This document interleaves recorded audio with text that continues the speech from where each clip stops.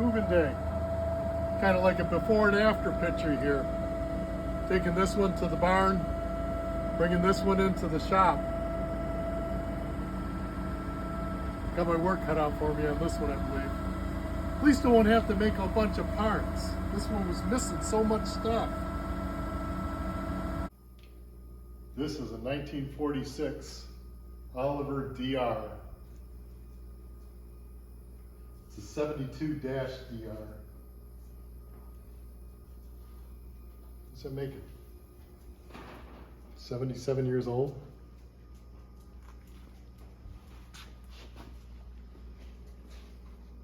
It's like a giant drill press.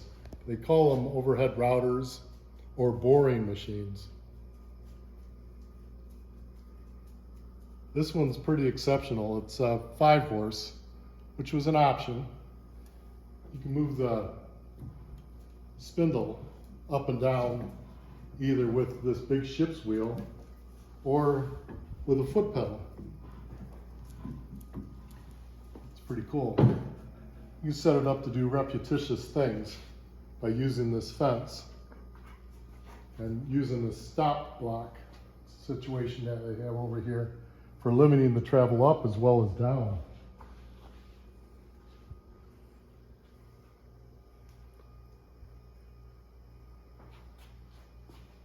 This crank here elevates the table up. This lever here unlocks the table, lets it spin 180 degrees. This lever here unlocks the table and lets you tilt it. I believe it's 30 degrees one way and 15 degrees one way and 45 the other. Right about there.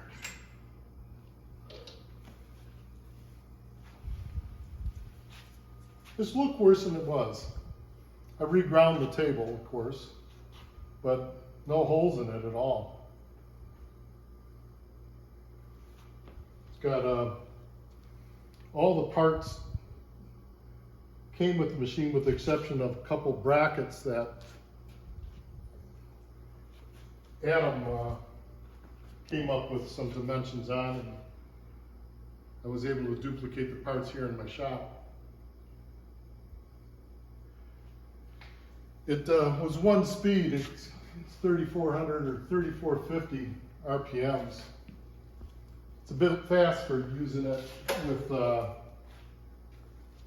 Forester bits or something like that. If you had a big bit, that's just too much speed. So I put a variable frequency drive in this box back here and updated the electronics to kind of 1960s stuff, except for the variable frequency drive, which is probably made in 2010. It was a used one I got off eBay.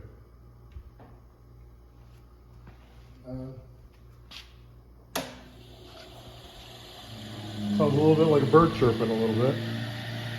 Speeds up slow because the frequency drive is set up to not be jerky.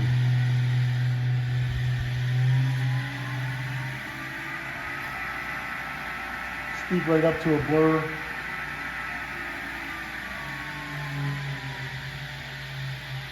And you slow it down to a crawl.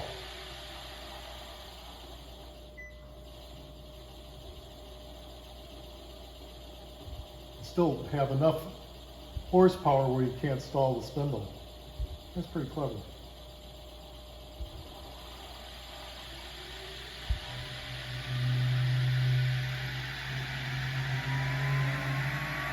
I put a nickel on the table, but I think we're over there now, aren't we? Every machine that I rebuilt in the last 3 or 4 years, I put a nickel on the table. Seems like people want to see it. It also goes in reverse, which is kind of cool.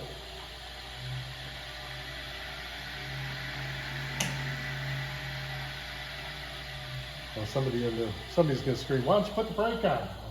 All right, there. Okay. Try 6.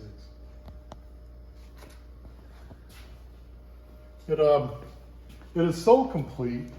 Let me show you something here. Even this little insert here is original. See a little bead there? It goes in this little hole right there. And I don't know what that's made out of, but that was in it when we got it. It still had the covers on most of the grease fittings.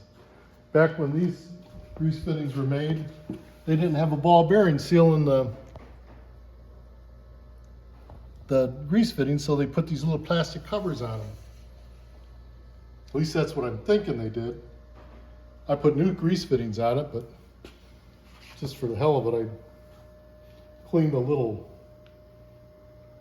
plastic protectors up and put them back on. That's the only part that I didn't really mess with at all. The original owners must have made this. There's a little weaving here of a piece of copper wire to hold the drift punch for knocking out the chucks.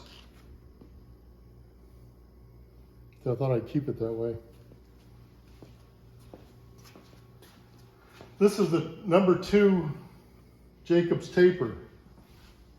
And I cleaned up and rebuilt, put new jaws in, a couple old ball bearing chucks that I'll be able to use with this. I don't want to put them in yet, but they lock up into this tapered hole.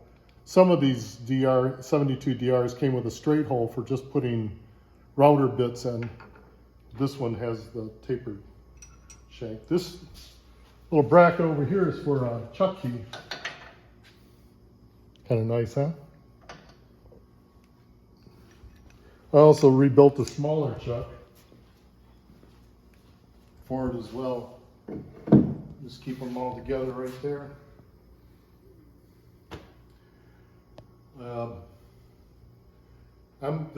I have now 22 Oliver machines. I think I'm at number 7 for rebuild, so this is going to take a while.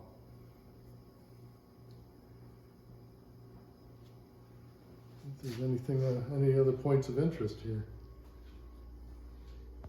My brother-in-law painted all the castings. Of course, this is down to bare metal. All the exposed metal has been nickel plated. I was able to get a tag, and the tag that was on it was in pretty poor shape. I was able to get a replica of the original tag, and I stamped it with all the correct numbers on it.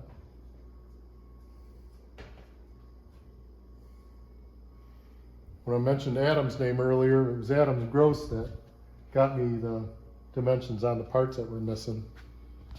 This was missing in these 2 weights and this shaft here. It was also missing on Adam's machine too, so his weights were missing anyhow. So I made him some to return the favor.